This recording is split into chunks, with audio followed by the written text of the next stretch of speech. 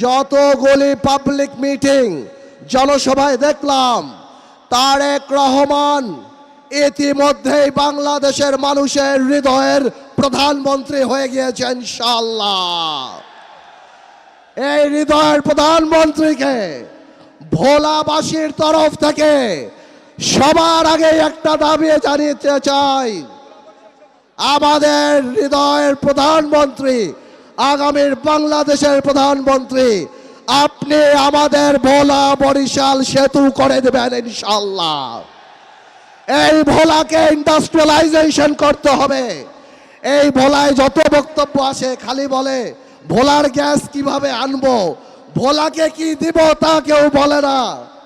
আপনার কাছে বলতে চাই, ইনশাআল্লাহ যেভাবে গণতন্ত্রের পক্ষে ছিলাম, যেভাবে জাতীয়তাবাদী শক্তির পক্ষে ছিলাম, আপনি ভোলার মেডিকেল কলেজ আর ভোলার বরিশাল সেতুটা করে দেন। সারা জীবন জাতীয়তাবাদীর পক্ষে থেকে এই গণতন্ত্রের পতাকা ইনশাআল্লাহ উত্তোলন করে রাখবো। আলহামদুলিল্লাহ।